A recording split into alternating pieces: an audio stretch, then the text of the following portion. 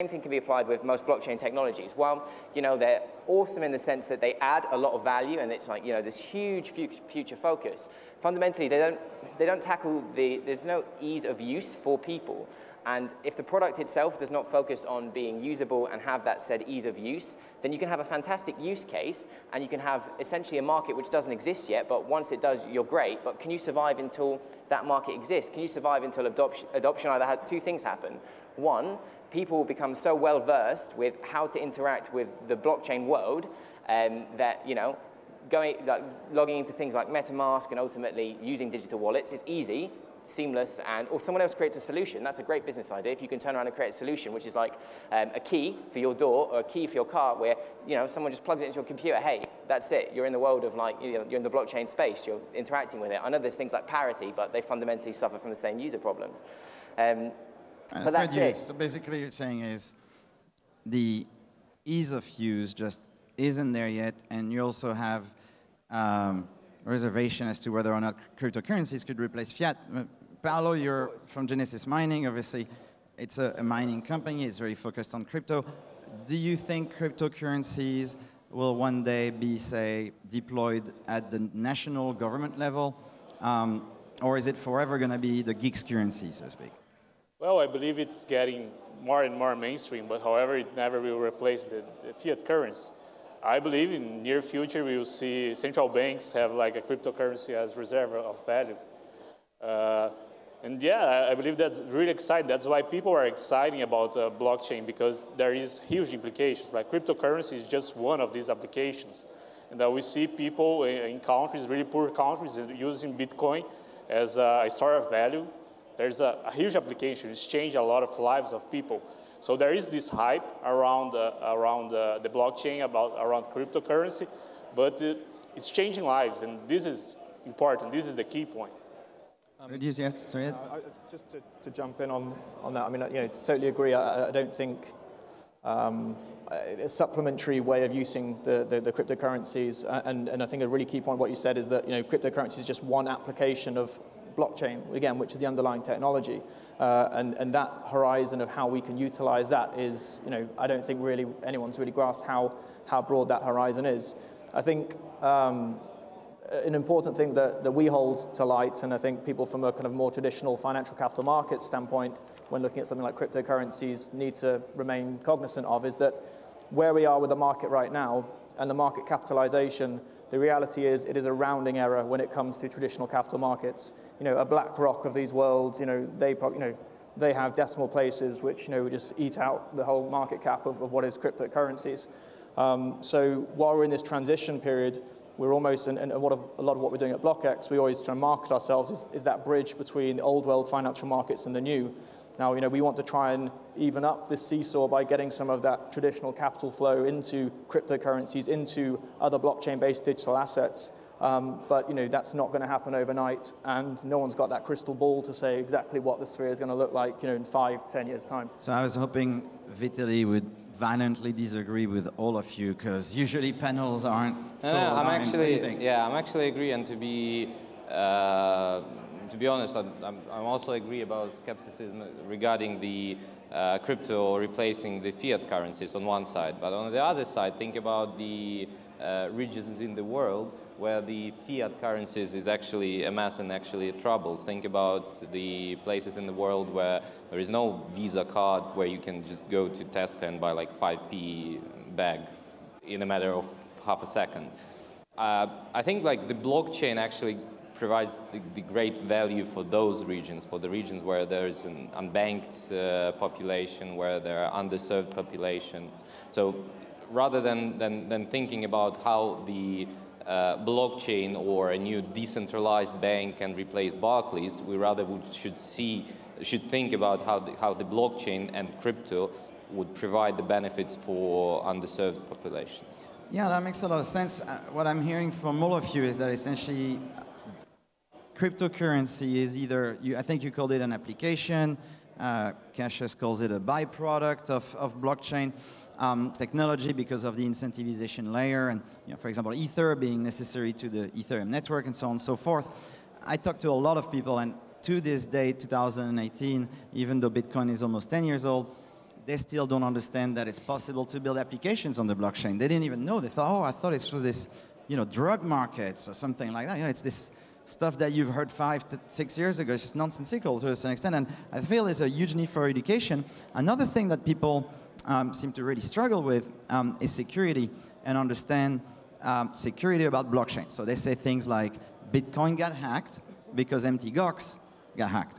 They say Ethereum got hacked because the parity wallet multisig got hacked. They don't seem to be able to differentiate between the two. You still have an immediate reaction, really. Yeah. How does that feel for you, since you're an exchange, actually? Yeah, that's a funny thing, because obviously MJAC was hacked not because of the Bitcoin, because it's centralized, right? And on one side, so people still have this precision that it's about the blockchain and the blockchain will be hacked. Obviously, it's about money, so there are a lot of attempts to hack it, and some of those might be successful, even statistically. But on the other side, people still don't want to change their behavior, because blockchain and decentralized economy needs to the changing of behavior. We obviously see that our accounts has been used as the custodian accounts. We are a centralized exchange.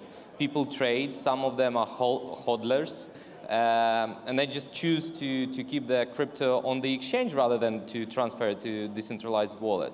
Why so? Because they don't want to take a responsibility. They don't want to, they just want someone to keep an eye on their funds, and they kind of trust us, trust other exchanges. And that actually brings us to a question regarding centralized and decentralized exchanges. It's ironic, isn't it? Yeah. You guys want to pitch in, any of you, on that? Yeah, for you use a cryptocurrency, you need to learn about security. You have to, it's a must. I was in Japan a few weeks ago, and I met one of the CEO of an exchange there. I believe I don't need to say the name. However, someone hacked their system, and they steal $500 million. It is the biggest theft in the world. And what happened with the last the Bitcoin bull run? It was happening last year. They was hiring a lot of people, and they was giving the security treatment for these people. They was showing the best practice for these people.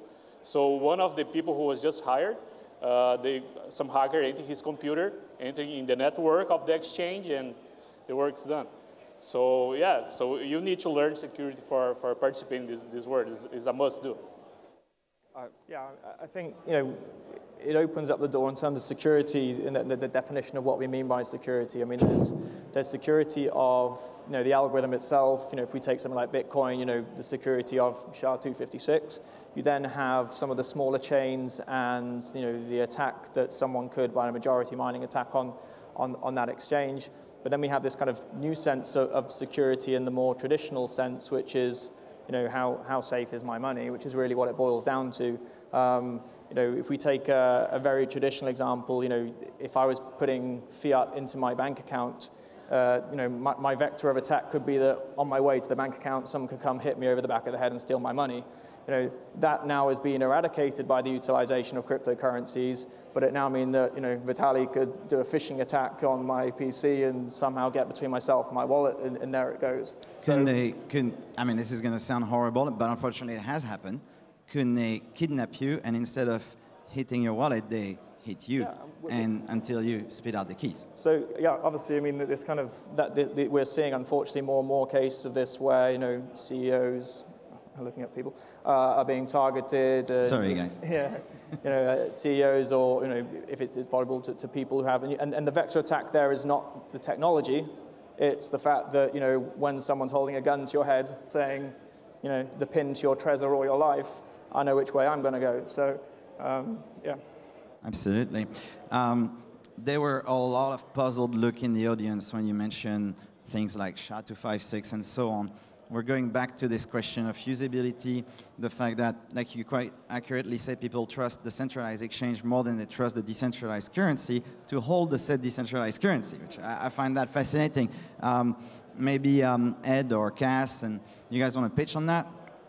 About which part specifically? About usability and things of that nature, perhaps. Where are we, you know? So, I mean, it's just education. So when we were talking about specifically kind of security around blockchain in general and your cryptocurrency and everything else, I mean, again, the cryptocurrency isn't the only application of blockchain. We don't talk much about the incentivization layer, which is always worth bringing in, but ultimately it boils down to education and hygiene around how you look after your kind of like digital assets and ultimately where you put them and how you interact with them. Because we talk about security and people worry about losing those digital assets.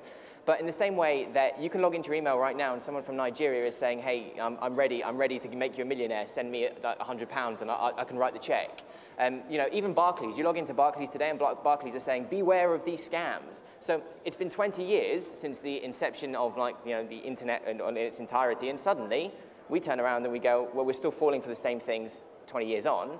And you know, blockchain and ultimately cryptocurrency, it's a new space, which means that fundamentally there's a lot of education that needs to be had, and it is much more complex. But ironically, no one turns around and worries about the threat of 51% attacks or worrying about kind of quantum computing and the idea that, hey, I have your public key, and in 10 years with a quantum computer, hey, I might actually be able to have all your funds. No one turns around and worries about that. They just worry that some guy is sat in a basement hacking away and they're like, they're going to get my stuff, which is fine, because if you have good hygiene and there's education behind that, you're safe. But again, usability, it fundamentally comes down to there's a lot to learn, and do people have time to learn this? And how can we make it easier for people to learn? Because if these things are happening, we cannot blame people. We have to blame ourselves and fundamentally how we make that simpler for other people. Right. I mean, obviously, in the case of, say, Norbert, you got essentially a platform, an application. So quantum computing could be a risk, whilst 51% attack might be something you're very familiar with, Paulo. You guys want to pitch in the security aspect on, say, the back end? We touched on the front end. We said it was difficult, hard to use. It will get better. What about the back end? What about this 51% attack? What that everyone hears about, but maybe they don't necessarily understand, because like Cass said, it's very complicated. Yeah, so if you control 51% of a blockchain, you can basically reverse the transactions. This is a 51 attack. And the key idea for you don't have this risk is you have a decentralized network.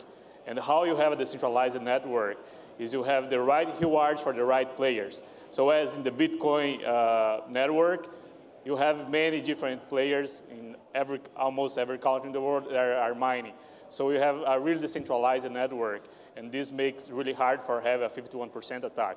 However, like this last week or 2 weeks ago, people was seeing that have blockchains with $20 million in assets there. However, it was like 5,000 for you make a 51% attack. So yeah, so you have to if you are thinking about a blockchain for your project, you have to secure the rewards for don't happen this 51% attack.